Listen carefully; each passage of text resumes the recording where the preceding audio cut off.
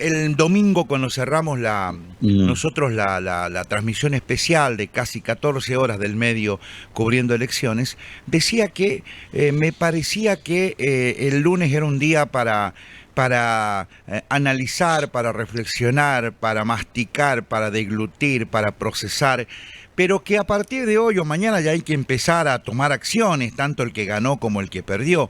Desde su punto de vista, y también si quiere inclúyame el punto de vista de la Central Obrera, ¿cómo repercutió esto teniendo en cuenta que hace un poquito más de un mes hubo una elección y el resultado fue totalmente distinto, Omar? Bueno, más que nada le voy a hablar en términos de mi mirada, porque nosotros el jueves tenemos una reunión de CGT, porque la semana próxima tenemos renovación de autoridades del Consejo Directivo Nacional, así que sería de mi parte muy imprudente que hablara en nombre de todos mis compañeros y organizaciones. Lo voy a hacer en términos personal, pero más o menos por allí debe andar la cosa. En primer lugar, creo que lo que está sucediendo hoy es eso que muy bien determinó en su momento el polaco Zygmunt Bauman cuando habló de la sociedad líquida. O sea, todo es efímero, todo es volátil. Lo que había pasado hace un mes y medio aquí en la provincia de Buenos Aires terminó siendo distinto en esta última elección, con lo cual hoy la sociedad no le entrega a ningún político, a ningún gobierno un cheque en blanco, más bien le da un cheque al día. Por eso digo que estamos viviendo en esa sociedad líquida que hablaba Bauman, el voto se transforma en algo gelatinoso para, para completar eso que muy bien planteaba este polaco escritor. Creo que ahora hay una situación, toda la responsabilidad recae en el gobierno. Evidentemente va a tener que resolver el gobierno esta crisis, porque no hay dólares, las familias siguen pensando mal, ahora no hay excusas para el gobierno y quedó en el país una única alternativa, que es el peronismo. Esto quedó claro expresado después de esa votación de este fin de semana, donde también hay algo que hay que tener muy en cuenta, tanto sea oficialismo como nosotros oposición, que votó el 67% que estaba en condiciones de hacerlo del padrón electoral, con lo cual hay un ausentismo a concurrir a las urnas muy grande. Y esto tiene que ver con esa situación de descreimiento de la política en general que tiene una parte de la ciudadanía. Eso en un primer punto. Un segundo punto diría, en cuanto al resultado, que la mayoría dice que la está pasando mal, basta que le pongan un micrófono, pero también dice que no quiere volver al pasado reciente. Y esto termina por, como dirían en un partido de fútbol, tirando la moneda al aire, y a ver qué pasa y esperando ese futuro. Esto es lo que hoy la sociedad pareciera que está demandando y la situación que estamos. Entonces, hoy hay una situación de paciencia popular que se ha prolongado más de lo que uno creía, pero esto también pone en una responsabilidad al gobierno nacional. Y nosotros desde la oposición entender que el peronismo sigue siendo la alternativa y es la única alternativa, que tiene su fuerza ya consolidada, porque hemos logrado retener las 46 bancas nacionales que poníamos en juego, en la provincia de Buenos Aires incluso aún en la ínfima derrota esta que tuvimos, pero es una derrota, logramos una banca más que la que teníamos para renovar. Yo aconsejaría no entrar en interna, no es momento de discutir de quién fue la culpa, sino que tratar de seguir enfocado en nuestro proyecto colectivo y construir la alternativa que viene. Este sería un resumen de lo que pasó electoralmente y que creo que por lo menos quienes estamos en la CGT y muchos compañeros que tienen responsabilidades políticas y sindicales, tendríamos o deberíamos coincidir. Ahora, mi querido Omar, para los que tenemos algunos años, como usted, como Sí. yo, parecería que se ha polarizado demasiado el tema, porque es cierto, el peronismo no perdió, bueno, acá en La Rioja ganó por nada, ganó por un 0.03. Sí, sí, lo he visto. Sin embargo, no se perdieron bancas en la legislatura. Ganaron 4 diputados los libertarios, pero perdió el radicalismo, perdió el partido de Schiaretti. Parecería que ya la Argentina no es la de Lilita, la del Modín, la del MID, la de los radicales, la del mismo PRO en su momento, la de López Murphy y otros que formaron partido y que alguna vez quisieron ser presidente o gobernador de la provincia de Buenos Aires.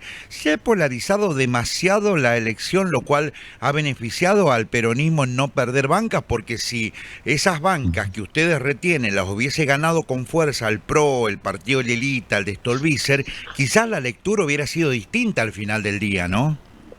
Sí, por eso tenemos, los que venimos del peronismo y del campo nacional, tenemos una enorme responsabilidad hoy, que es ampliar nuestra mirada, que va más allá del propio peronismo y del campo nacional, incorporar otros sectores como alternativa que somos. Y yo creo que hoy la batalla de construcción de sentido fundamentalmente se da en la virtualidad. Una situación mundial donde los cambios tecnológicos y científicos son la revolución de estos últimos 30 años, eso es lo que nos interpela. Y de allí que tenemos que tener esa inteligencia, porque aparecen estas nuevas situaciones, en esa liquidez de la sociedad, donde aparecen outsiders, en Argentina, en Estados Unidos, en Brasil y en tantos otros lugares, que ante el descrédito que se fue generando a la respuesta política de los partidos tradicionales, nos interpela. ¿Y cómo nos interpela? Yo hay una definición que vengo utilizando hace mucho tiempo, quizás cuando hemos hablado en otra oportunidad lo he manifestado. Hoy la política está interpelada a volver a crear, si es que pretendemos que gran parte de la ciudadanía vuelva a creer. Entonces, hay que mirar los cambios tecnológicos, nosotros desde el lugar que nos corresponde en el mundo sindical, la política desde la construcción de esos valores y de esa respuesta que debemos dar, que en el caso del peronismo está muy claro, ¿no? Nosotros creemos en la producción, creemos en el trabajo como el gran ordenador social, creemos en el valor agregado de nuestra riqueza, y hay un gobierno que ha apostado solamente y apuestan desde su mirada y su visión a el carry trade, o sea, a las finanzas, al sector económico y financiero. De hecho, hemos tenido un fenómeno que se dio por primera vez y casi nunca se dio en el mundo, un gobierno que ha tenido el apoyo del presidente de Estados Unidos, que ha intervenido directamente en nuestra elección, y de este hombre Bennett, del Tesoro de Estados Unidos. No es un tema esto habitual, normal, hay que analizarlo muy profundamente, de comprar pesos argentinos, de comprar nuestros bonos, es una cosa que es para prestarle una enorme atención. Seguro. Desde varios puntos de vista, desde la intromisión, desde la soberanía, desde el modelo económico. Entonces digo, hoy está todo en discusión, en un mundo totalmente injusto, en un capitalismo que concentra cada vez la riqueza en menos manos, y hay sectores que padecen cada día un poco más. Así que me parece que hay que hacer un profundo análisis, coincido con usted, que ya no es solamente un día lunes, hay que tomarse varios lunes y analizar qué está pasando en el planeta Tierra. Mi querido Omar, reforma laboral. Sí. El gobierno, y más ahora que tuvo este oxígeno, tanto de Estados Unidos como de la propia ciudadanía que lo votó, el gobierno tiene ese oxígeno como para empezar a trazar lo que ellos tienen ya como idea de reforma laboral. Ellos dicen que es algo que va a resolver el problema del país en muchos sentidos. ¿Cuál es tu postura personal, querido Omar? O seguramente lo van a debatir o lo han debatido puertas adentro en CGT de este tema, de esta reforma laboral, que yo no, te confieso no conocerla profundamente, sino algunos puntos sueltos, pero que aparentemente, evidentemente, está quitando derechos que se ha conseguido a lo largo de varias décadas para atrás respecto al trabajador argentino, ¿no? Bueno, sería muy sencillo si todo pasara por solucionar los problemas que tiene Argentina y el mundo o la región en una reforma laboral, y no es así, está demostrado mundialmente. De hecho, las dos últimas grandes reformas laborales las hicieron en Grecia, en Europa, en el viejo continente, y en Brasil, no hace mucho tiempo. Y sin embargo ninguna generó un solo puesto más de trabajo. Esto es mucho más complejo, es mucho más complicado, porque tiene que ver con las políticas y las decisiones que se toman, tiene que ver con la economía, tiene que ver con las finanzas, no es el tema de la reforma laboral. Hay un empecinamiento, y no lo digo yo, lo ha dicho este señor ministro de la regulación, que es Sturzenegger, que incluso fuera del país dijo, bueno, al sector que nosotros debemos de financiar para que no tengan el poder que tienen es al sector sindical. Lo dijo él, no lo dije yo, y claramente sabe que como nuestro creador nos definiera a nosotros, que fue Juan Domingo Perón, Él decía que la organización sindical era como la familia de carácter permanente y es la que da precisamente el equilibrio entre capital y trabajo, trabajo y capital. Entonces ellos quieren ir con un sistema donde creen que a partir de eso van a resolver los problemas del empleo. De ninguna manera. Eso no se resuelve por ahí. Hay que tener incentivos, hay que darle la posibilidad a las pymes en la Argentina, que son el 90% de las dadoras de empleo en la Argentina son las pymes, ver cómo el beneficio le brinda la posibilidad de tener condiciones, sobre todo en los gravámenes que se le cobran hoy, los altísimos impuestos que le sacan, para mejorar su posibilidad de productividad. Nosotros estamos dispuestos a través de los convenios colectivos de discutir lo que tengamos que discutir, de hecho se han ido actualizando. Ellos en definitiva cuando utilizan este término que ha utilizado recientemente el secretario de Trabajo, ha dicho el salario dinámico o algo por el estilo, ni más ni menos de lo que ya intentó Domingo Felipe Cavallo allá por los 90 cuando hablaba de la famosa polivalencia funcional, claro, que nadie entendía esa conceptualidad. Bueno, era esto resumido en dos palabritas, polivalencia funcional. ¿Qué era por lo que yo recuerdo eran cuestiones que tenían que ver con jornadas flexibles, periodo de prueba, contratos, totalmente. Y finalmente el trabajador no fue muy beneficiado. Después, bueno, Cavallo no tuvo mucho éxito en aquella polivalencia, pero ni más ni menos es la copia fiel de lo que hoy pretende este gobierno, ¿no? Sí, la negociación por empresa. A ver, nosotros estamos dispuestos a sentarnos a dialogar, lo hemos dicho siempre. Si hay algo que la CGT ha hecho con todos los gobiernos propios o extraños, ha sido sentarse a la mesa del diálogo. Si nosotros no generamos un ámbito de diálogo y no discutimos todas estas cuestiones, y el gobierno no empieza a hablar de lo productivo, del trabajo y de la producción, que no ha hablado en estos 2 años que lleva el gobierno, jamás se le ha caído de los labios a ninguno de ellos hablar de producción y trabajo. Todo el tiempo hablaron de carry trade, de finanzas, de números, de economía, y la verdad que la gente está muy mal. No lo digo yo, cada vez que alguno de ustedes le pone un micrófono la gente lo dice. Por eso expliqué las razones del voto también. Entonces me parece que primero estamos en democracia, esto no es una monarquía, aquí no hay una autocracia, hay una república, nos tenemos que sentar y discutir las partes, cuáles son los intereses que cada uno tiene que defender. Nosotros vamos a defender los derechos adquiridos porque hemos demostrado que en momentos que el país creció, yo podría tomar, por ejemplo, del 2003, pongámosle hasta el 2011, 2012, hubo un crecimiento de millones de puestos de trabajo públicos y privados, y eran con estos convenios colectivos, eran con estas organizaciones sindicales, y los empresarios les fue muy bien. Claro. Es más, hubo algún atrevido integrante de esa fuerza que pareciera hoy ya estar totalmente disgregada, que era el PRO.